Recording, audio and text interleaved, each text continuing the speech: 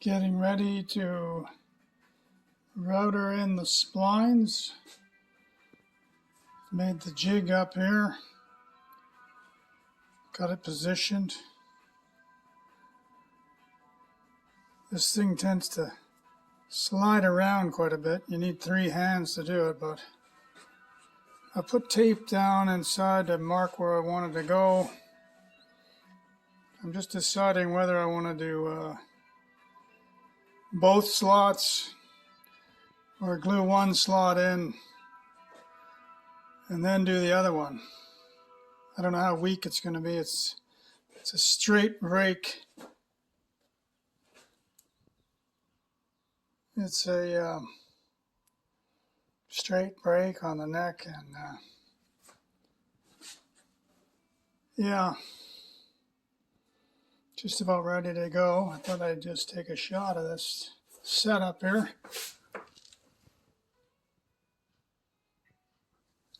It's pretty strong.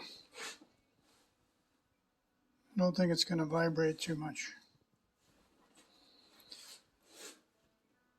I'm using my old router here. Some of the guys have a bigger one. I've taken the base off so that I can get more bits sticking out. I'm going to just set it at a medium height and then do a second pass. I'm just going to dial it down as I go. Some of the other guys put a little spacer block in here and then they remove it to make a second cut, but I'm pretty confident this little worm gear is going to stay pretty accurate. I'm just going to wind it in.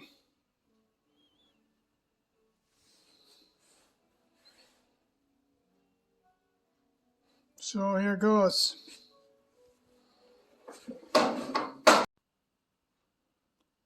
Well, there it is. Looks pretty nice. I've checked the depth of it in several places. I still have about 1/8 of an inch to the fretboard, but I've got a solid 1/2 inch of wood on the inside face and about 1/4 inch on the outside.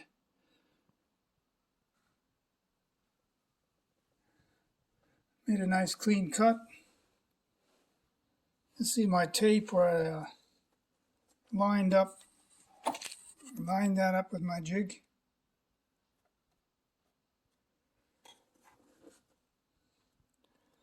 Guess I'll have to do some painting eventually somehow. But I really like this guitar. Very hard to find these gold SGs. Impossible. I would have maybe bought another one, but yeah, pretty happy with that jig, that cut. I don't think I'm going to go any deeper. And I think I'm going to cut the second one. I'm going to take a chance. That's epoxy on the brake. You can kind of see the glue line there maybe. It's kind of ahead of those burn marks. So I think it's still pretty solid. Glue joint came together really well. May be hard to see.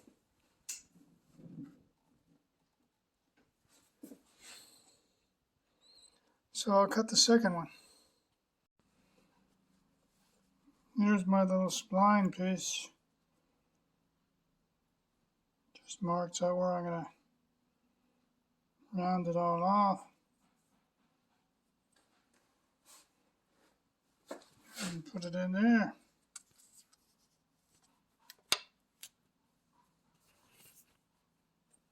So it's fit.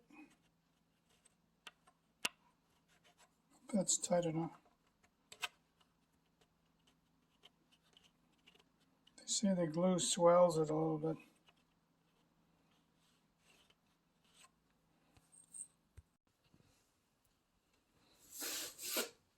There it is. Nice and snug in there. first one in. Decided to just put one in before I cut the second one. I use this glue here, and it does tack up real quick. So you got to be fast. You don't want a super tight fit. You want to make sure that's going to slide in there. And it did. I don't even have to clamp it. I can tell it's really good in there.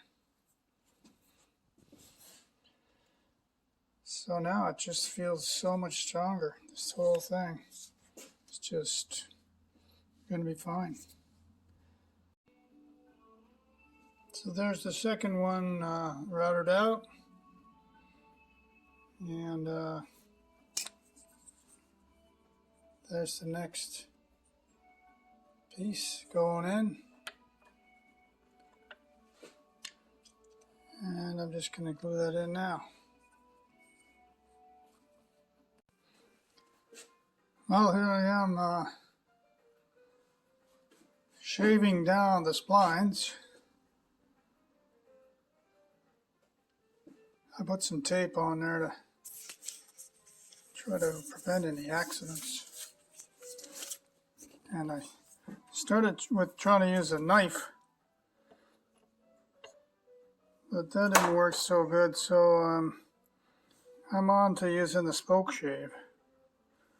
And that seems to be working pretty good, but the grain's going one way in one and one way in the other one, so I got to do them separately.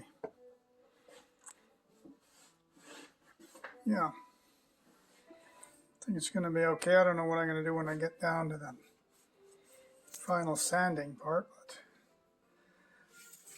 right now it's just a matter of getting these things down out of my way so I can play the guitar.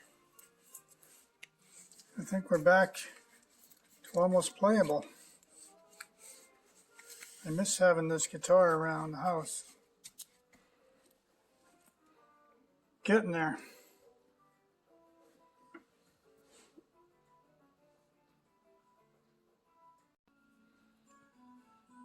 Almost there now.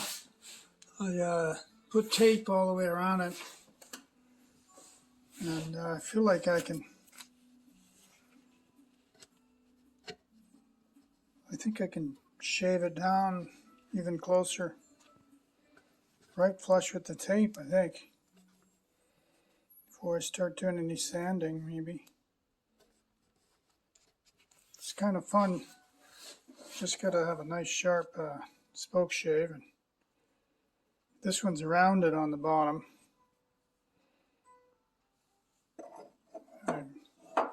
Seems to be cutting okay, and I've got it kind of braced against this board on the bench, clamped on the bench, so I can push, and I kind of have to hold it against the head against my stomach and kind of move this around a little bit. And should be getting there pretty soon.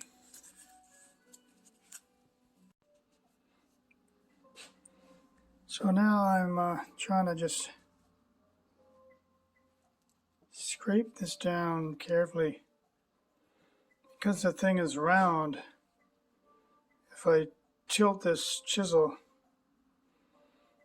so that it's just touching the wood, and I catch it just when it is flush, I keep feeling with my finger. Because it's round, I can control that I'm taking off wood and not any off the neck.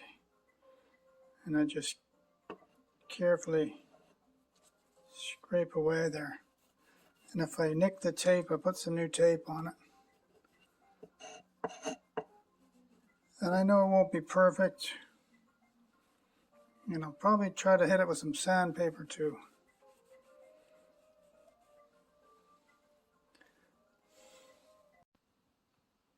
There they are, all smoothed off. I ended up using some 400 grit auto body after some 150. And I ended up doing all in here. This is a bit of filler from the chip out. You can see the crack. Probably see the crack on the side. And I coated it with some crazy glue, super glue, filled in some of the little spots. And now I'm just going to get some paint from the model store that's good to stick to plastic. It's a plastic finish. I'm going to get some metallic gold if I can match the color.